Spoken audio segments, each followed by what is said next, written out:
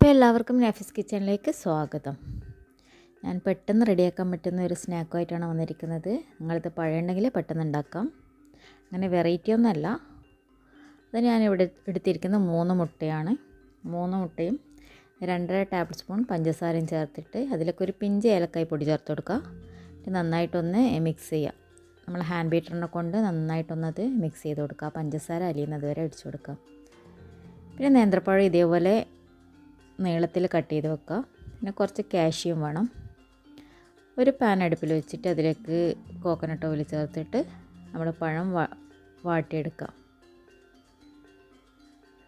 എനിക്ക് ഇന്ന് കിട്ടിയ പഴം അത്ര ഓക്കെ അല്ല.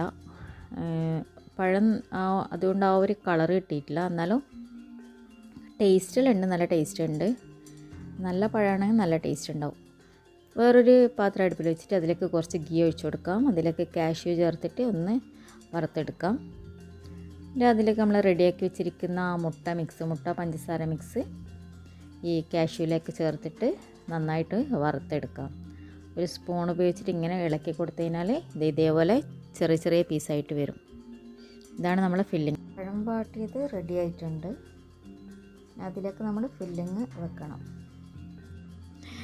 ഇതിങ്ങനെയാണ് നമ്മൾ റോൾ ചെയ്യേണ്ടത്. അതായത് ആ പഴം വാട്ടിയത് ഇതേപോലെ ഇങ്ങനെ അതിൻ്റെ ഉള്ളിലേക്ക് ഫില്ലിങ്സ് വെച്ചിട്ട് ഇതേപോലെ റോൾ ചെയ്തിട്ട് ടൂത്ത് പിക്കിനോട് കുത്തി വെച്ചിട്ട് അതിൽ നമ്മൾ ചെറി വെച്ചിട്ട് ഡെക്കറേറ്റ് ചെയ്ത് കൊടുക്കുക.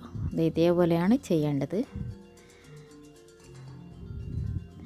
ഭയങ്കര ഈസി ആയിട്ടുള്ള റെസിപ്പിയാണ്. നമ്മൾ കണ്ണൂർക്കാർ കായും മുട്ടയും വറുത്തത് ഉണ്ടാക്കുന്നത്, തലശ്ശേരിക്കാർ കായ്ക്കരുതാന്ന് പറയും. സെയിം സംഭവം തന്നെ. അത് നമ്മൾ കട്ട് ചെയ്തിട്ട് മിക്സ് ചെയ്യുന്നതാണ്. ഇതൊരു ജസ്റ്റ് ഇങ്ങനെ റോൾ ചെയ്തിട്ടാക്കുന്നത്. ടേസ്റ്റൊക്കെ ഓൾമോസ്റ്റ് ഏകദേശം ഒരുപോലെ തന്നെയാണ്. എന്നാലൊരു ലുക്കിലൊരു ഡിഫറെൻ്റ് ഉണ്ട്. എന്തായാലും എല്ലാവരും ട്രൈ ചെയ്ത് നോക്ക്. ഭയങ്കര ഈസിയാണ്, ടേസ്റ്റിയാണ്, കാണാനും നല്ല മൊഞ്ചാണ്. എന്തായാലും എല്ലാവരും റെസിപ്പി മാക്സിമം ഷെയർ ചെയ്യുക. എൻ്റെ വീഡിയോസൊക്കെ ഇഷ്ടമായെങ്കിൽ കമൻറ്റ് ചെയ്യുക, ലൈക്ക് ചെയ്യുക. നിങ്ങളുടെ ഫ്രണ്ട്സിലൊക്കെ ഷെയർ ചെയ്ത് കൊടുക്കുക.